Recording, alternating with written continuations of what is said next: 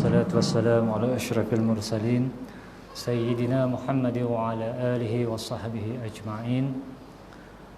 اللهم رب اشرح لي صدري ويسر لي أمري واحلل عقدة من لساني يفقهوا قولي. الله وحده لا شريك له محمد عبده ورسوله توجهوا حيث فإنك منصور ولا حول ولا قوة إلا بالله العلي العظيم. Assalamualaikum warahmatullahi taala wabarakatuh. Yang dikasihi Tuan Imam, seluruh ahli jawatankuasa masjid, muslimin dan muslimat, serta tuan-tuan, perempuan yang dirahmati Allah sekalian. Alhamdulillah, kita bersyukur kehadrat Allah SWT kerana dengan limpah dan rahmatnya dapat lagi kita bersama pada malam ini untuk bersama-sama di dalam majlis ilmu, insya-Allah. Moga-moga kita diberi keberkatan di atas kehadiran kita untuk duduk, untuk sama-sama kita mendengar, untuk sama-sama kita mengambil iktibar sebarang apa-apa yang disampaikan oleh saya.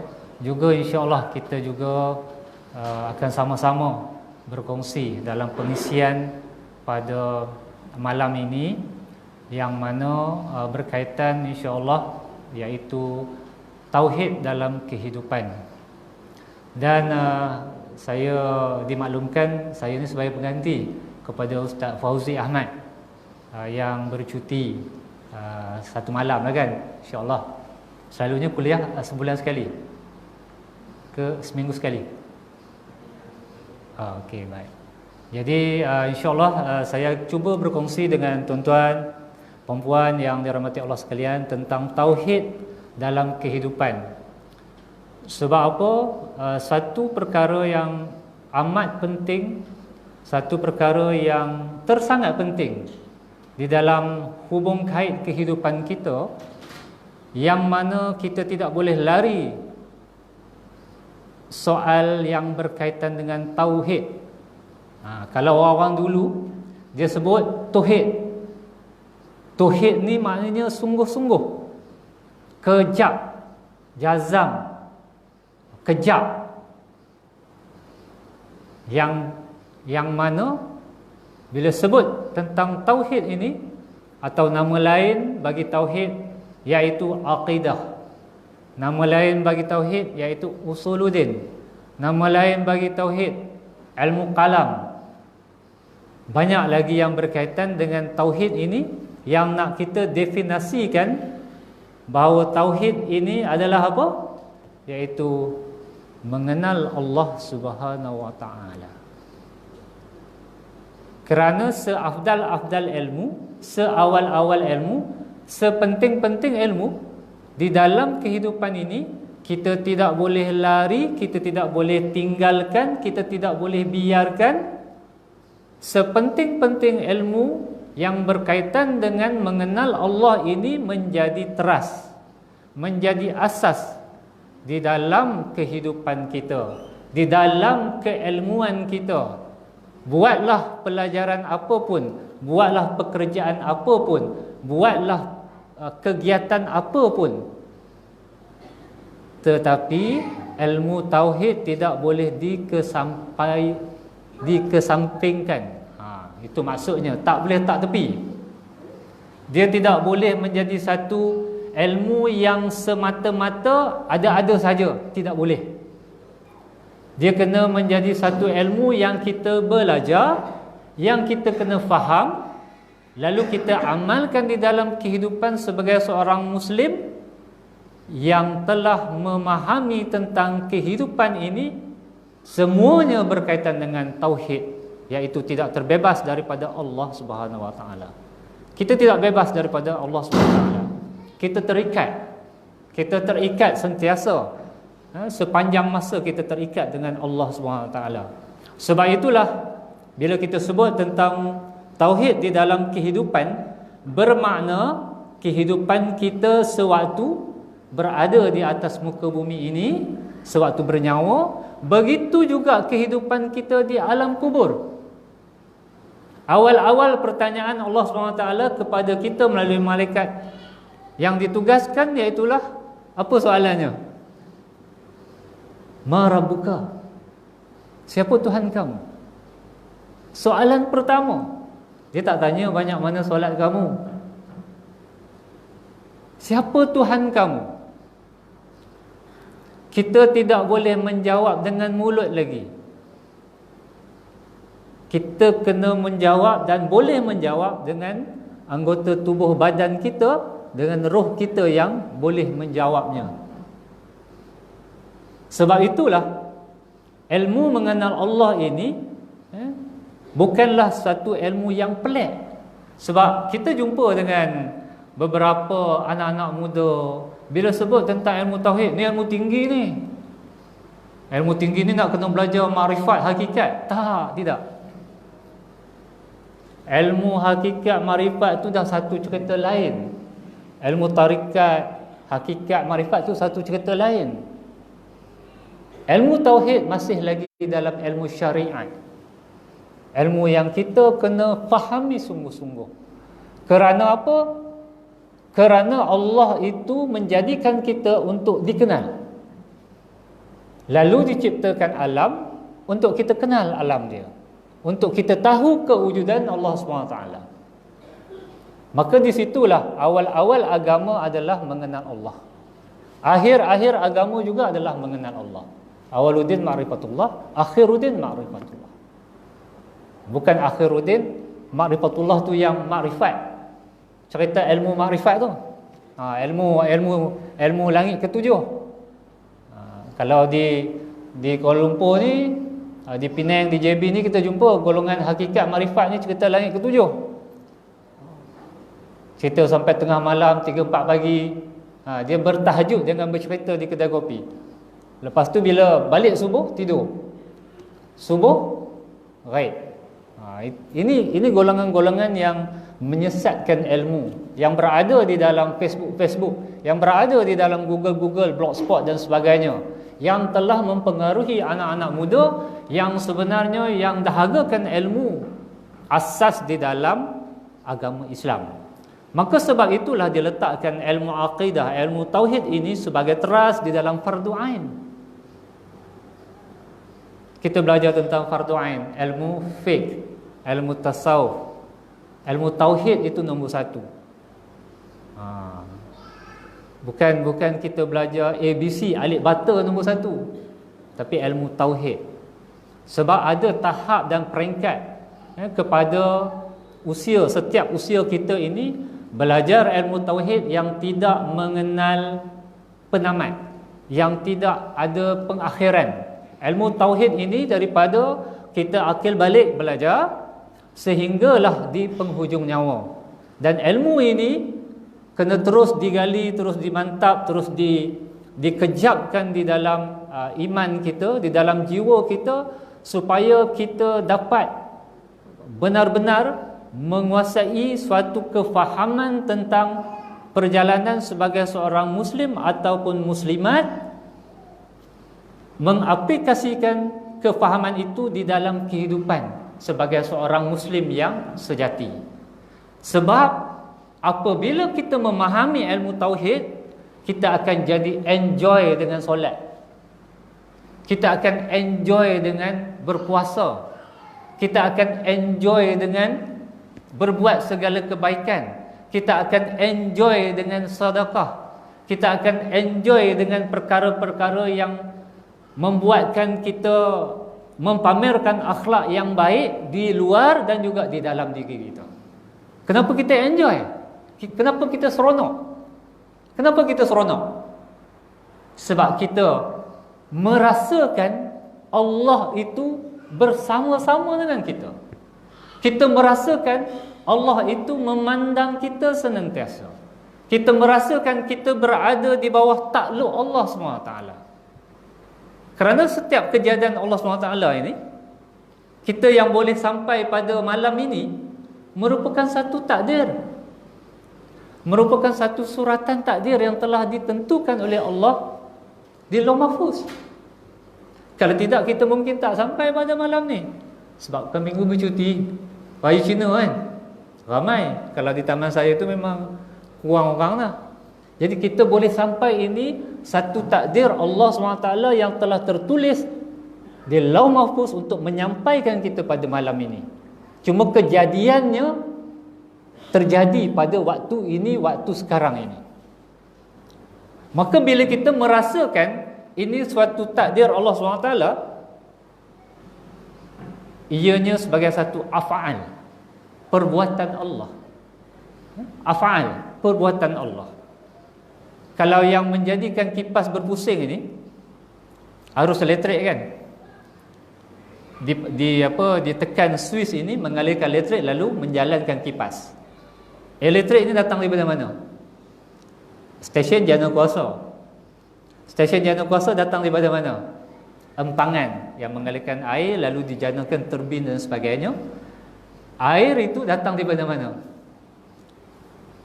Datang daripada langit yang diturunkan oleh Allah SWT melalui izin dia. Perbuatan Allah SWT itu af'al dia.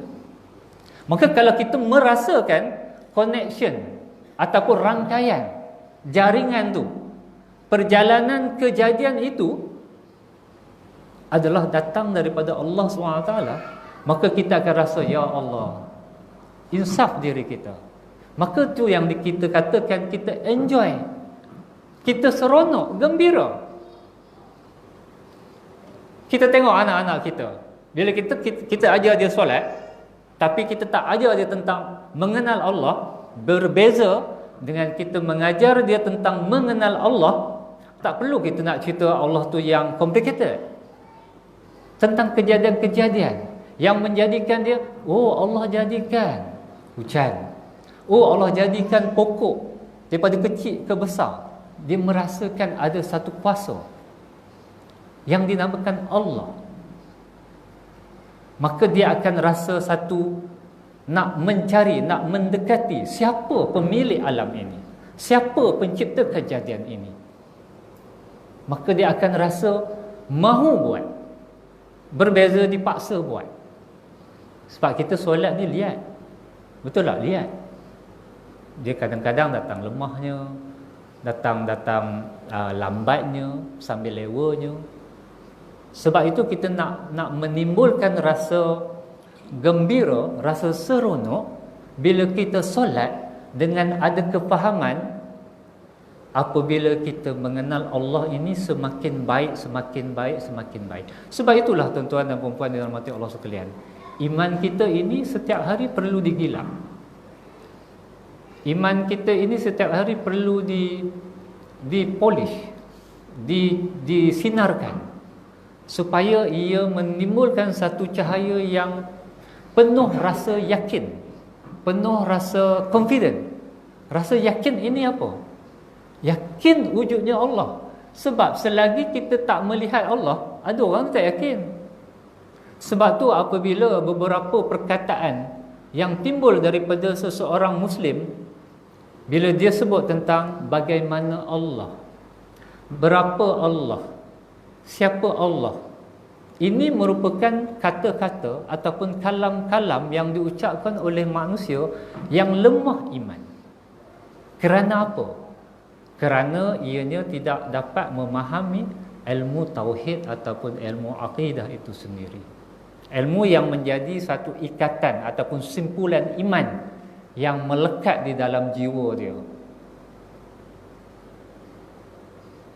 Maka itulah tuan-tuan dan puan-puan, di dalam kehidupan kita ini, kita berharap supaya ilmu tauhid ini jangan dikesampingkan dalam pelajaran kita, dalam pengajian kita, dalam mana-mana kuliah kita. Kalau tak ada mana-mana ustaz yang mengajar, pergi cari. Sebab apabila kita melakukan ibadah, solat, puasa, zakat, haji dan sebagainya, bagaimana nak mengesahkan solat kita itu dari sudut akidah, dari sudut tauhid, apabila akidah kita itu tidak jelas, akidah kita itu tidak diiktiraf oleh Allah Subhanahu Wa Taala. Kita bimbang. Kita solat, tentulah kita nak sah solat kita dengan wuduk yang sah. Betul? Wuduk yang sah tu boleh mengesahkan solat. Tetapi solat yang sah itu sebahagiannya daripada akidah yang sah.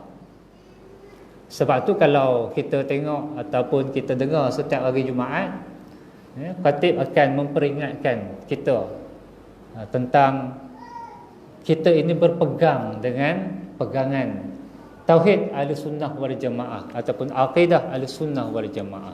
Jangan terpesong dengan apa? Syiah, lagi apa? Qadiani. Banyak lagi fahaman-fahaman sesat yang sebagainya. Sebab hari ini pun dah ada Mu'tazilah moden dan sebagainya. Maka di situ sebenarnya peringatan itu yang disusun oleh alim ulama ini adalah untuk memperingatkan kita kembali kepada akidah yang benar. Sebab akidah yang benar ini membawa kepada pengesahan terhadap ibadah kita. Kita bimbang sebab tanpa pengesahan iman yang sah, yang kita benar-benar faham, maka ibadah kita jadi mungkin tergantung. Itu yang kita tidak mahu. Sebab tu saya suka galakkanlah kepada pihak surau, masjid, sekiranya ada kuliah tauhid ataupun kuliah akidah, kitab-kitab asas tentang tauhid atau akidah ini dapat dibawa sebagai daurah ataupun talaqi kitab, supaya kita mengaji ada berkitab, ada rujukan. Maka di situ ada syarah dia. Apabila ada syarah dia, balik kita boleh tolaah. Bila balik tolaah, datang minggu depan atau bulan depan kita boleh kemukakan persoalan supaya diselesaikan. Sebab mengaji tauhid ini, mengaji akidah ini, dia tak boleh jalan terus. Dia balik kena tolaah, kena ulang kaji. Bila ulang kaji, datang apa persoalan yang timbul daripada pengajian yang kita belajar pada hari tersebut. Kemudian akan disyarahkan, akan dijelaskan oleh seorang guru yang faham tentang pembawaan kitab tersebut. Supaya apa? Supaya ianya menjadi semakin baik, semakin matang, semakin faham, semakin jelas, semakin kita beroleh kejazaman tentang ilmu tersebut. Sebab ini penting sangat. Seawal anak-anak kita ini akil balik sendiri amat penting dalam berkaitan dengan ilmu tauhid. Sebab tanpa ilmu tauhid ini, kita akan menghadapi suatu suasana yang kita tidak jangka, yang kita tidak duga. Kita akan diuji di dalam kehidupan seharian ini tentang perjalanan hidup kita. Kita ini ada kalanya sihat, ada kalanya sakit. Bila sakit kita cari siapa? Bila sakit lah. Ada orang dia kata dia cari Allah, alhamdulillah. Sebelum dia cari Allah, dia cari apa? Ikhtiar dulu ke cari Allah dulu? Ikhtiar dulu ke cari Allah dulu? Ikhtiar dulu. Muslimat cakap ikhtiar dulu. Sebenarnya cari Allah dulu. Apabila kita enjoy itu tadi, kita seronok yang mengatakan bahawa Allah yang bagi aku sakit ni, Allah yang bagi aku sakit ni, terus kita kembali kepada Allah. Allah juga yang menyembuhkan aku. Maka izinkan aku untuk mencari ikhtiar, untuk mencari penawar. Itu kaedah dia apabila orang bertauhid tentang kesakitan. Sebab orang sakit ini, bila dia sakit, misi dia, matlamat dia adalah untuk sembuh. Kalau ada apa-apa ubat, kita akan cari ubat. Betul? Kalau ada apa-apa yang boleh dikatakan penawar dan sebagainya, kita cari. Akhirnya kita akan letak. Itu adalah ikhtiar. Betul? Itu betul dah. Tetapi awal-awal apabila kita sakit, cari Allah dulu. Maksudnya, terus detikkan hati kita ini kepada Allah. Sakit itu dia beri, sembuh itu juga dia beri. Maka kita tak boleh lari daripada dia.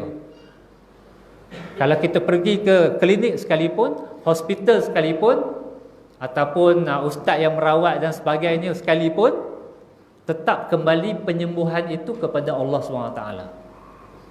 Manusia ini sebagai penghubung kepada ikhtiar. Tapi ikhtiar itu kena betul lah, jangan tak betul. Sebab ini yang berkaitan dengan tauhid.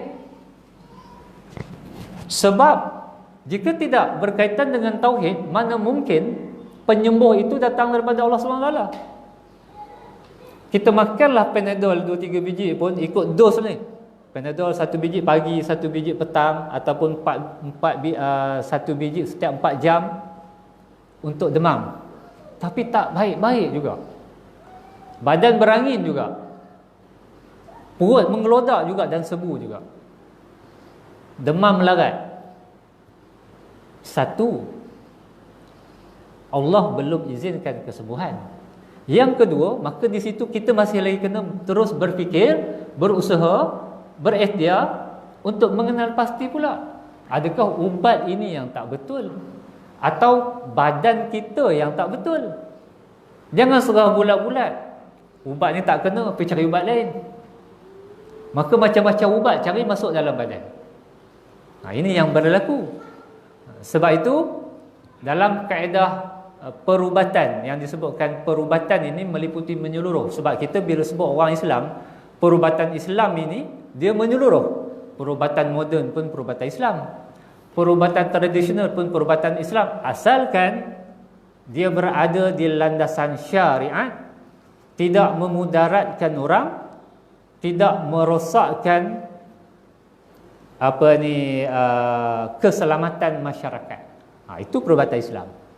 Kalau di luar landasan syariat Islam, merosakkan orang, contohnya kan, merosakkan orang, tarik kaki, tekan kaki, sakit perut, pegang hujung ibu jari kaki sampai lebam-lebam kaki, lebam ibu jari, itu dah memudaratkan, tak kena.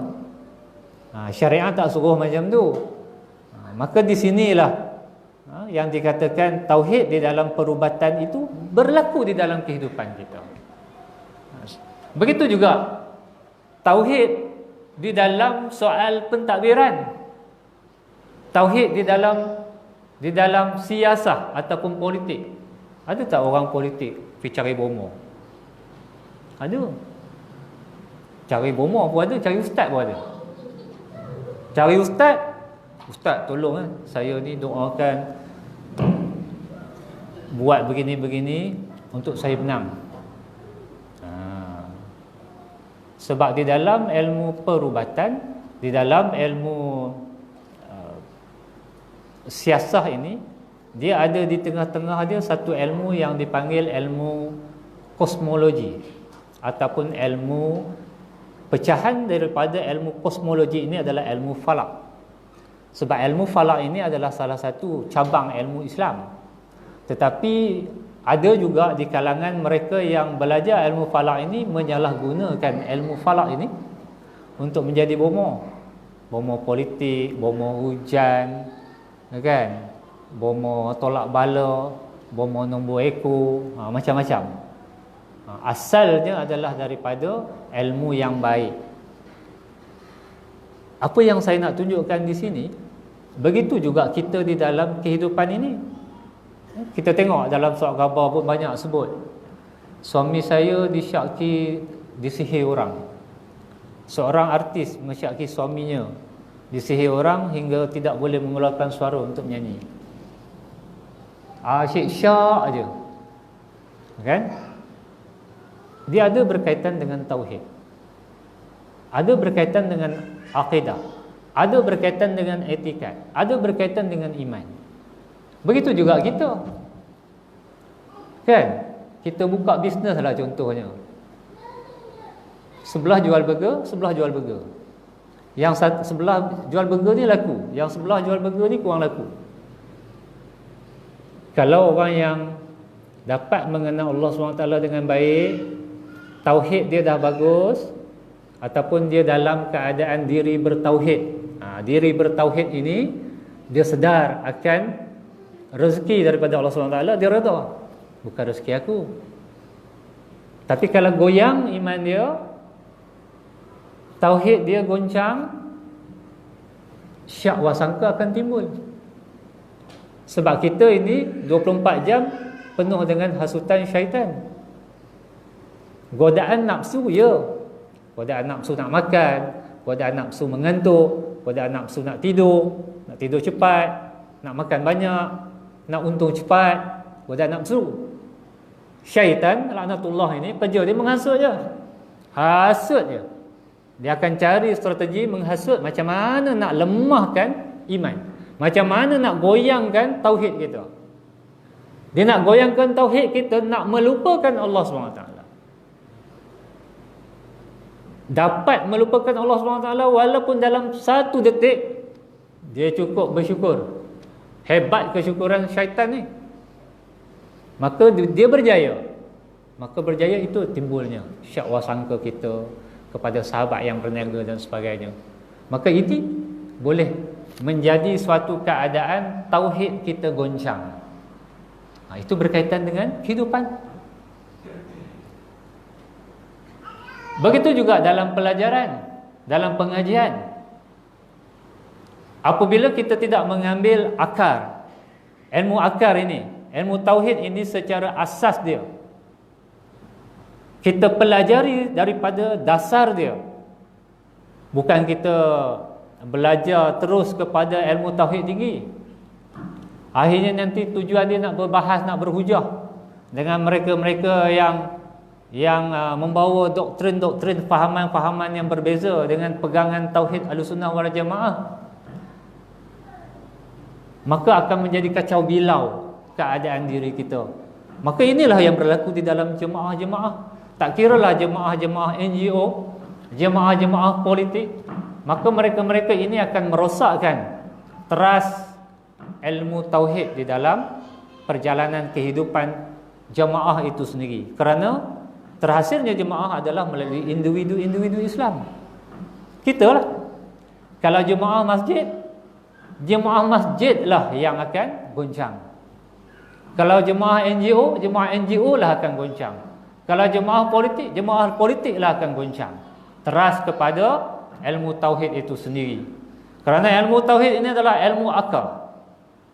Seumpama pokok, sepohon pokok, tauhid itu adalah ilmu akar. Bagaimana sepohon pokok boleh hidup dengan rimbunan daun yang hijau, dengan menghasilkan buah yang baik tanpa akar yang kuat. Begitulah juga kita. Begitulah juga kita. Maka kita kena kembali kepada memahami konsep ilmu tauhid ini di dalam kehidupan kepada keadaan yang sebenar-benarnya. Baik. Sebelum saya bawa kepada dalam sikit tentang tauhid ini, ada apa-apa soalan? Saya tak boleh cakap seorang-seorang je. Ada apa-apa soalan? Kalau kita nak tunggu sampai hujung soalan tu, nanti dia rapat-rapat soalan. Ada tak apa-apa soalan sebelum saya teruskan, insya-Allah? Malam ni kita kongsi secara umum. Sebab saya suka kalau ilmu tauhid, ilmu akidah kita bawa secara berkitab. Beberapa kitab asas ilmu tauhid ada di dalam pasaran, begitu juga dengan syarah, insya-Allah. Di sekitar sebenyih ni pun ada 2-3 orang yang boleh membawa syarah yang baik dalam ilmu tauhid, Risalatul Tauhid. Sekiranya kalau ada di sini membawa kitab-kitab turat, Aqidatul Najin, Faridatul Faraid, itu kitab-kitab tauhid yang patut kita belajar. Bukan setakat kita belajar, kita boleh warisi anak-anak kita untuk belajar.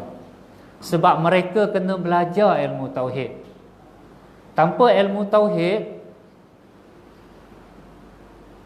mereka tak boleh menjadi orang yang berani. Tanpa ilmu tauhid, mereka tidak boleh menimbulkan rasa jihad di dalam diri. Kita jangan cerita bab jihad fi sabilillah. Kita nak cerita ataupun nak membawa jihad nafsu. Macam mana kita nak berani berjihad melawan nafsu? Jihad ini merupakan satu keberanian. Jihad di dalam hidup yang susah. Macam mana nak menghadapi kesusahan? Survival dengan hidup di zaman akhir zaman ini, dengan ekonomi yang tidak menentu, dengan pendapatan yang tidak stabil, dengan keadaan masa depan yang kita tidak pasti. Kita tak pasti masa depan. Siapa boleh meramalkan masa depan? Ramalan kaji cuaca pun dah pelik lah sekarang. Kata hari ni hujan, tiba-tiba tak hujan. Sebab apa? Zaman telah berubah. Maka suasana dia berubah. Bagaimana kita nak menghadapi kehidupan ini bila kita bertauhid? Mahu tidak mahu, kita kena ada jiwa yang berani.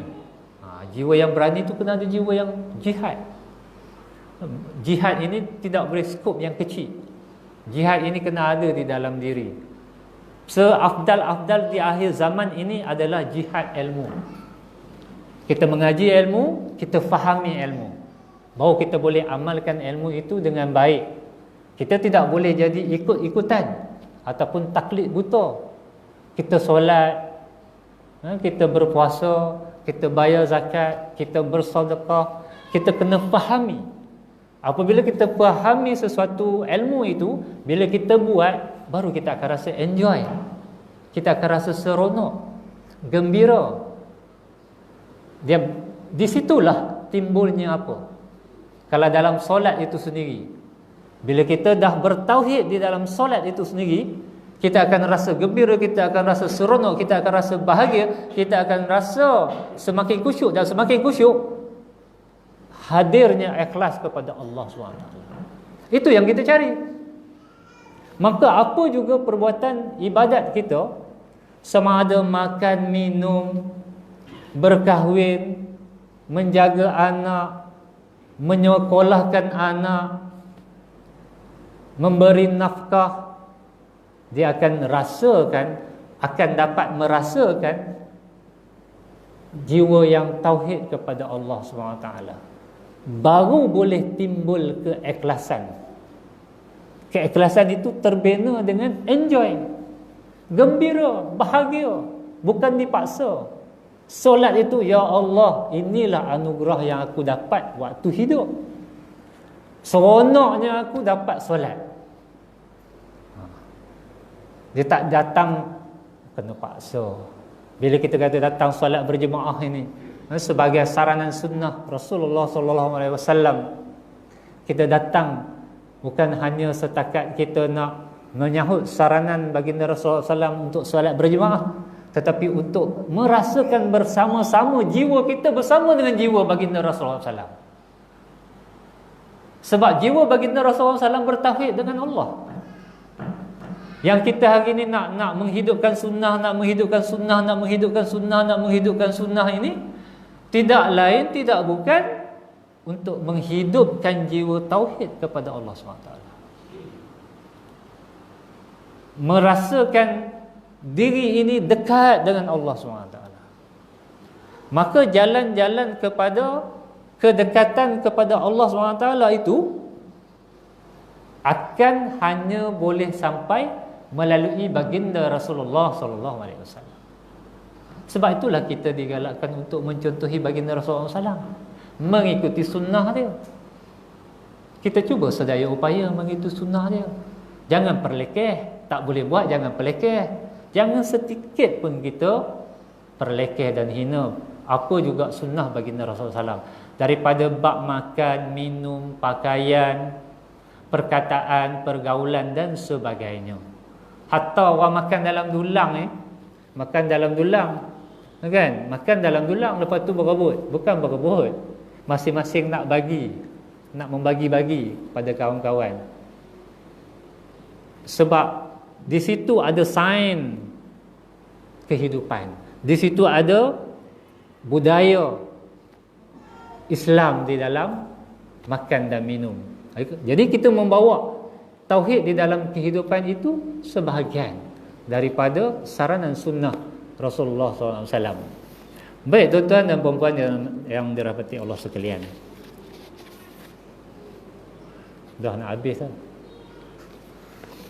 Sekejap Di dalam perkara berkaitan dengan tauhid ataupun akidah ataupun tentang etikad, janganlah sekali-kali kita ambil mudah tentang perkara ini, supaya apa? supaya kita berada sebagai seorang Muslim yang benar-benar mendapat pengesahan daripada Allah SWT sebagai seorang Islam.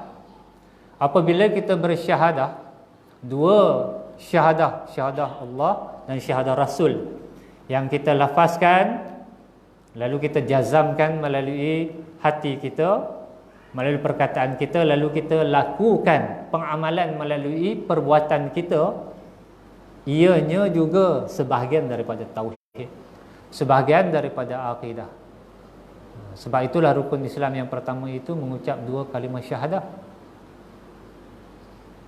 Dan mengucap dua kalimah syahadah itu merupakan sebahagian daripada pecahan di dalam ilmu akidah, ilmu tauhid, ilmu usuluddin. Dan syarah dia perlu disyarahkan, supaya kita dapat memahami berkaitan dengan syahadah, bagaimana syahadah ini boleh batal, bagaimana rukun-rukun syahadah ini untuk kita fahami. Sebab kita mendapat syahadah, bila kita lahir sebagai Islam, semua orang dapat syahadah. Tapi kita tak dibai'ah untuk syahadah sebagaimana baginda Rasulullah SAW membai'ah para sahabat. Jadi apabila kita belajar tentang ilmu tauhid, tak kisahlah ilmu tauhid ke ilmu aqaidul iman ke, di penghujung syarah sesuatu kitab ini, seorang guru kena mengijazahkan syahadah supaya kita ada rantaian syahadah yang berbai'ah.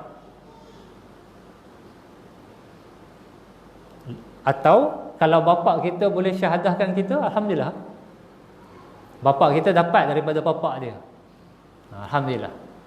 Supaya kita ada lagi satu syahadah yang ada pengesahan melalui rantaian. Dia bukan syahadah ataupun kita syahadah Islam ini kita dapat daripada keturunan. Keturunan dapat tak apa dah, tapi kita nak lagi kejap lagi. Dia macam tu lah. Boleh azan ke?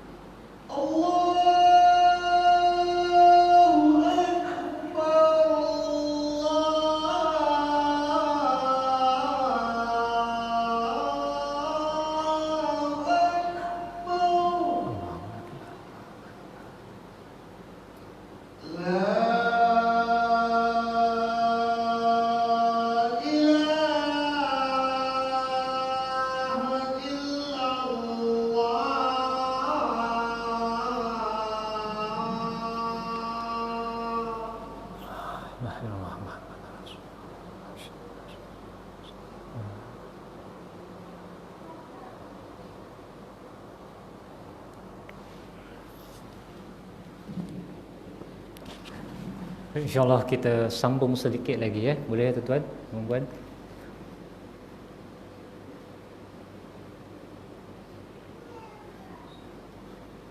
Tauhid di dalam kehidupan ini juga adalah untuk memastikan kita sebagai seorang Muslim, Muslimat dapat mengawal akal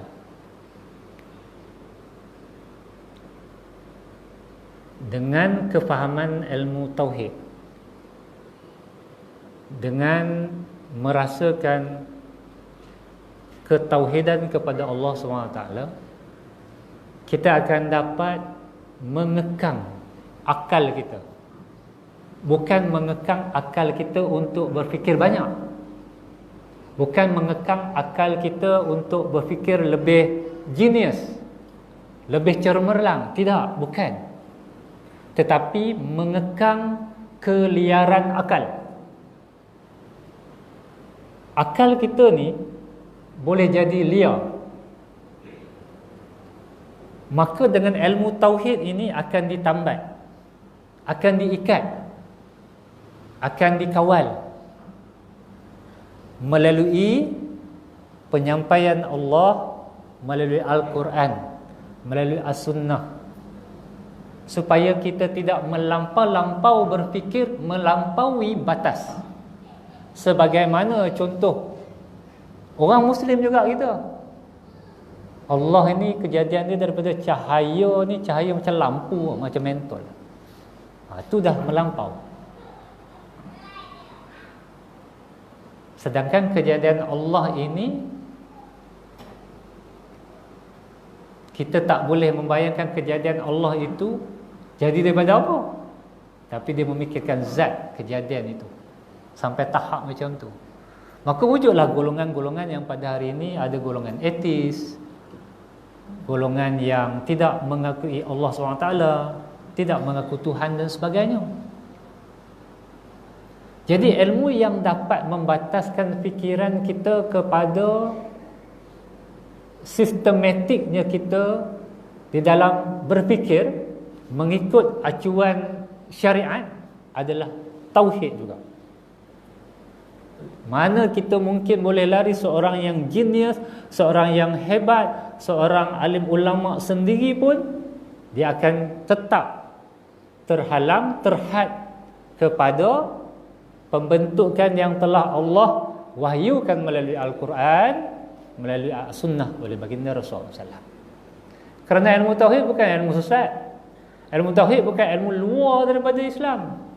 Ilmu tauhid melalui nas-nas, dalil-dalil nakli dan akli melalui Al-Quran dan Sunnah yang ada di dalam, yang ada pada kita,